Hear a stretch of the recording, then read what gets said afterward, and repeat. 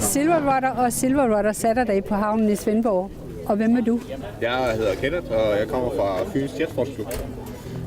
Svendborg Event, de har været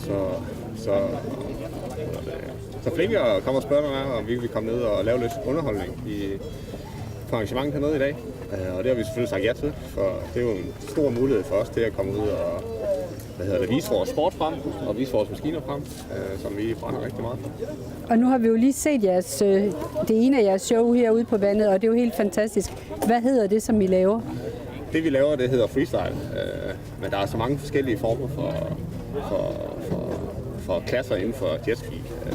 Men det her det er primært freestyle. Det handler om at lave tricks på vandet ved hjælp af, det hedder faktisk flat water freestyle. Det handler om at lave tricks på vandet på den egen bølge, kan man sige. Du må ikke bruge nogen hjælpemidler i forhold til kun motor og teknik og så det skrov, du må sætte op. Det er noget, der kræver rigtig meget teknik og rigtig svært. Man skal øve sig mange år. Og hvor mange år har du? Jeg har sejlet i 6 år, og jeg har nok brugt 300.000 på det. Så man skal mene det, når man går i gang med det her freestyle. Det ser jo faretruende, frygtindgydende ud, når I gør det. Er det bare sådan en piece, vi kan ikke lide at dreje rundt, og er det ikke farligt? Jeg vil sige, ikke i starten. Jeg var meget bange, første gang jeg skulle lave for eksempel et backflip, hvor man skal hænge med en jetski, der vejer 100 kilo hen over hovedet, og så skal lande igen. Men når man har gjort det nogle gange, så bliver det bare piece of cake, som du siger. Ja.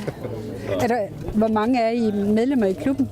Lige nu på Fyn, der har vi omkring 40 medlemmer. Okay. Men på landsplan, der har vi omkring 150 medlemmer inden for jetski-verdenen. Og hvor mange er der piger?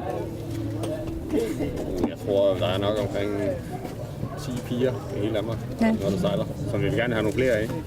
Vi vil gerne have nogle familier ind, og også nogle børnefamilier ind. Så de er meget velkommen til at tage kontakt til os, hvis de har lyst til det. Og hvor holder I til henne til hverdag? I Odense eller i Svendborg? Vi holder til faktisk på hele Fyn. Okay. Vi er meget spredt over hele Fyn. Vi laver der er nogle gange noget onsdagstræning i Kerteminde, og så har vi også noget lørdagstræning hernede i Svendborg og så lidt der.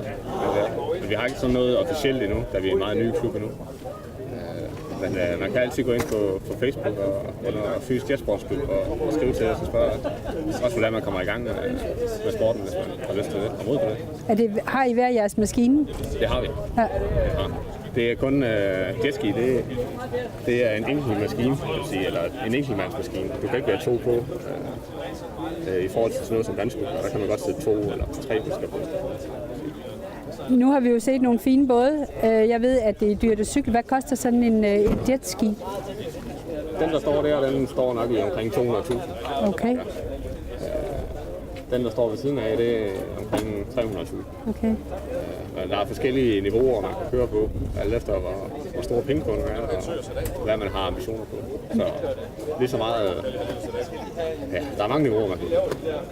Det er i hvert fald fascinerende at se jer. I er rigtig, rigtig dygtige. Ja, tak skal du have. Ja, tak skal du have. Selv tak.